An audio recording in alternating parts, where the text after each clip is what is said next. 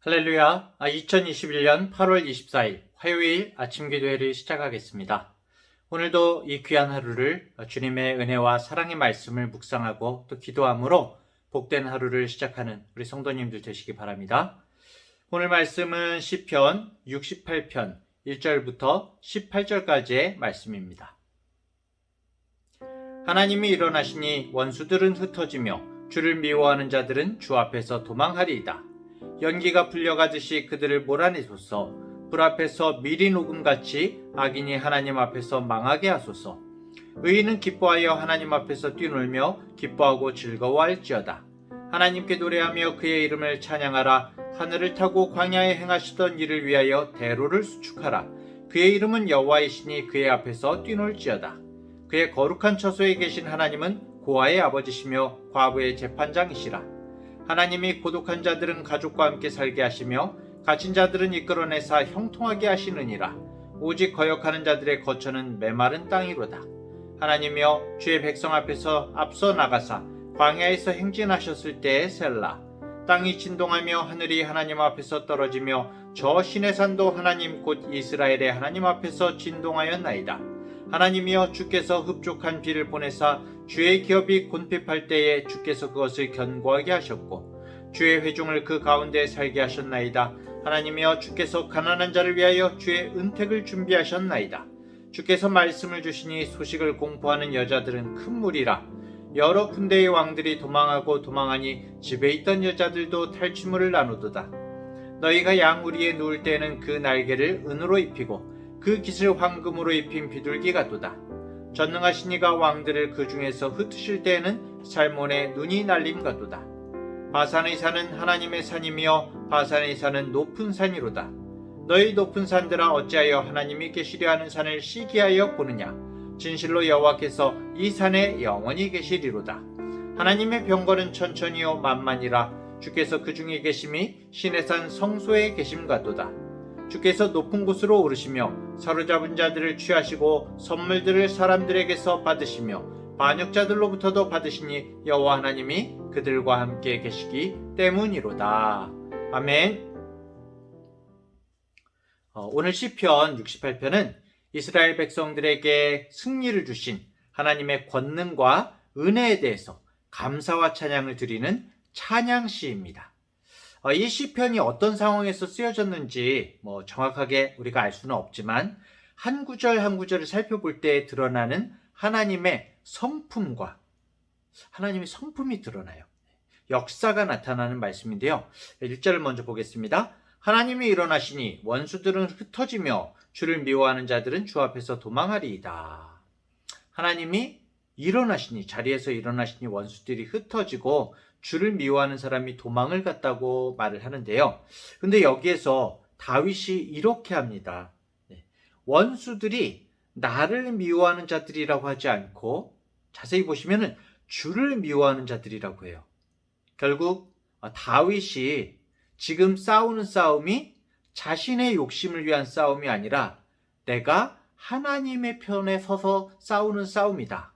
하나님을 위한 싸움이다 라고 이렇게 고백을 하고 있는 것입니다. 영적인 싸움이라고 말하고 있는 것이죠. 우리들도 나의 욕심과 이익보다도 모든 삶에서 하나님께서 어떻게 보실까를 유념하고 순간순간 살아가는 것이 중요할 것 같습니다. 주님의 편에서 항상 기도하며 살아가는 모습이어야 할 것 같습니다. 나는 과연 어디에 서 있나? 과연 내가 하나님의 편에 서 있나를 우리가 생각하는 우리 모든 성도님들 되시기 바랍니다. 2절 연기가 불려가듯이 그들을 몰아내소서. 불 앞에서 미리 녹음같이 악인이 하나님 앞에서 망하게 하소서. 원수들이 연기와 같다고 합니다. 그리고 밀이라는 것은 여기서 이제 먹는 밀이 아니라 양초거든요. 밀랍, 양초인데 양초와 같다는 거죠, 원수들이. 그래서 연기가 아무리 뭉텅뭉텅 이렇게 이제 일어난다고 해도 아무리 매운 연기가 자욱해도 어떻습니까? 바람이 한번 싹 불고 나면은 흔적도 없이 연기가 사라지죠.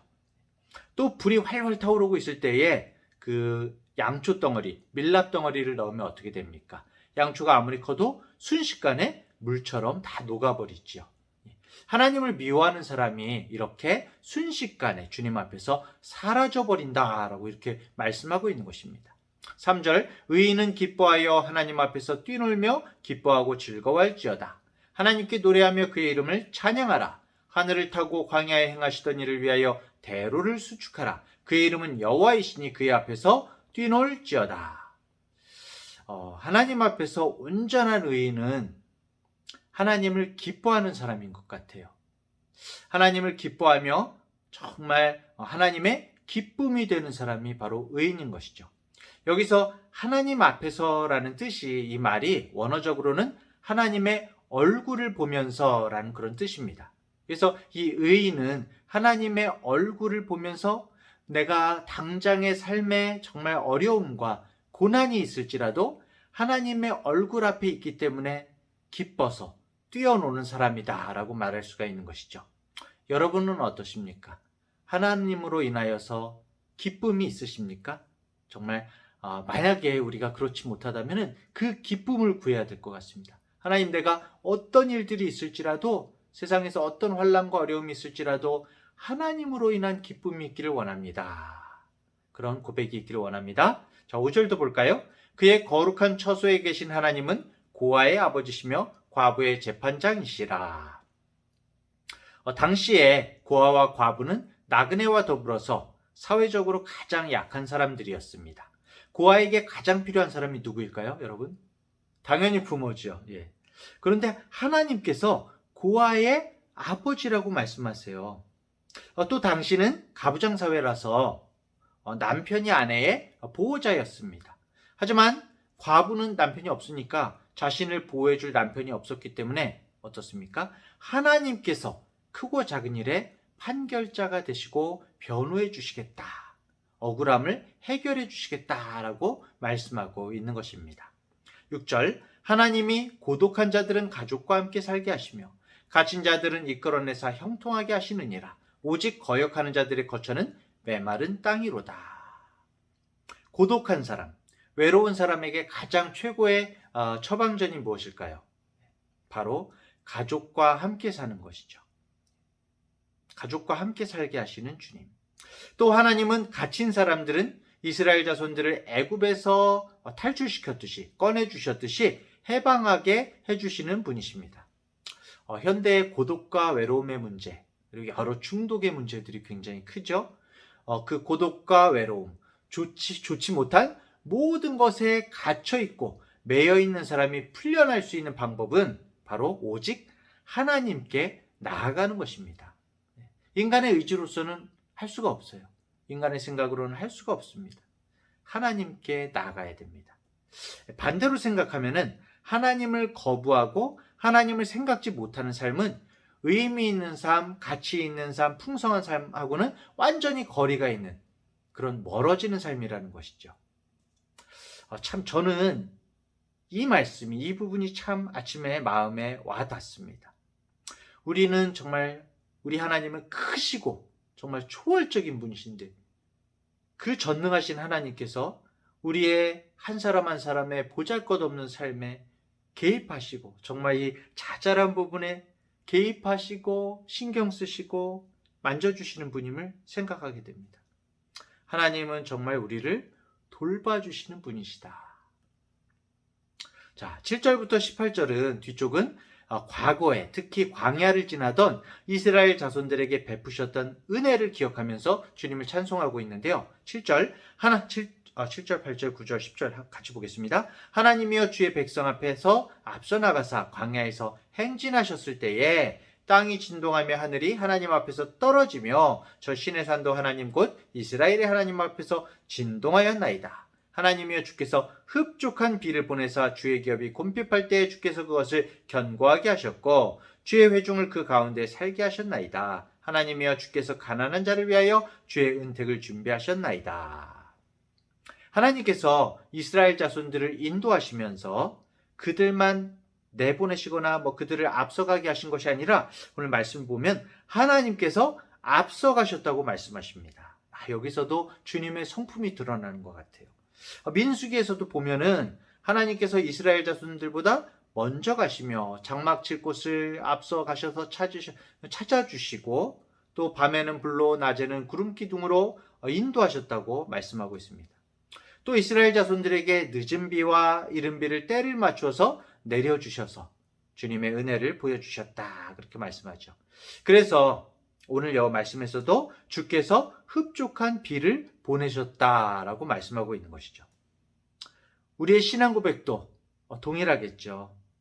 하나님께서 우리의 인생길에 먼저 가셔서 정말 이 보잘것없는 사람들을 위해서 먼저 준비해 주시고 먼저 인도해 주시는 하나님이신 것입니다. 늦은 비와 이른 비로 예비하시고 우리를 보살펴 주시는 하나님의 은혜를 생각하게 되는 것이죠. 계속해서 다윗은 하나님의 인도하심, 하나님의 승리하게 하심에 대해서 이렇게 노래하는데요. 11절 12절 주께서 말씀을 주시니 소식을 공포하는 여자들은 큰 무리라. 여러 군대의 왕들이 도망하고 도망하니 집에 있던 여자들도 탈취물을 나누도다. 고대 이스라엘에서는 큰 일이 이루어지거나 전쟁에서 승리했을 때 어떻습니까? 여인들이 앞장서서 나와서 풍악을 울려라, 나와서 이제 노래를 불렀습니다. 출애굽에서 홍해를 건넌 후에 미리암이 앞장서서, 모세의 누이 미리암이 앞장서서 여인들과 기쁨으로 찬양했고, 또 다윗이 블레셋을 물리치고 왔을 때 어땠습니까? 여인들이 춤추고 노래하면서 사울이 죽인 자는 천천히요, 다윗은 만만히로다, 이렇게 찬양하면서 노래했죠. 그런데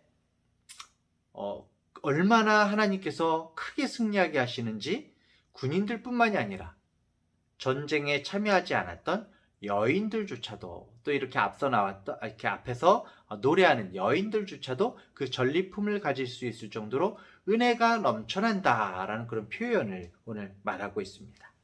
15절 16절이 또 참 말씀을 우리가 좀 마음 깊이 묵상하면 너무 은혜가 되는 말씀인데요. 바산의 산은 하나님의 산이며 바산의 산은 높은 산이로다. 너희 높은 산들아 어찌하여 하나님이 계시려 하는 산을 시기하여 보느냐. 진실로 여호와께서 이 산에 영원히 계시리로다. 하나님의 병거는 천천히요 만만이라. 주께서 그 중에 계심이 신의 산 성소에 계심 같도다. 그랬는데요. 바산을 가리켜 하나님의 산이라고 합니다. 바산이 하나님이, 근데 여기서 여러분 바산은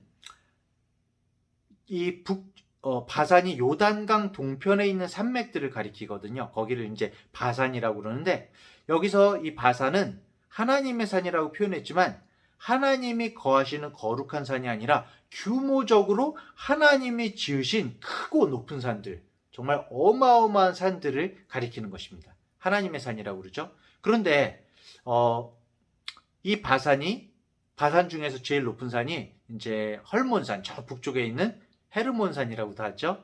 가장 높습니다. 그 높이가 2814m라고 하는데요. 그런데 그 바산이 하나님이 계시려 하는 산을 시기한다라고 그렇게 나와요. 하나님이 계시려 하는 산, 거룩한 산이 어디일까요? 바로 하나님이 거하시는 산은 시온산을 말합니다. 시온산. 시온산은 높이가 765m밖에 안 돼요. 바산에 비하면 턱없이, 헤르몬산에 비하면 턱없이 낮은 산이죠. 하지만 바산이 아무리 어마어마하더라도 어떻습니까? 시온산과 비교할 수가 없는 것입니다. 왜냐하면 그 낮은 시온산에 하나님께서 거하시기 때문이죠. 거룩한 산이기 때문입니다. 하나님이 계심으로 인해서 시온산은 영원히 높은 산, 바산보다 더 큰 산이 되는 것이죠. 우리가 이 부분을 정말 우리의 삶 가운데, 인생 가운데 적용해 보면은 은혜가 되는 말씀입니다.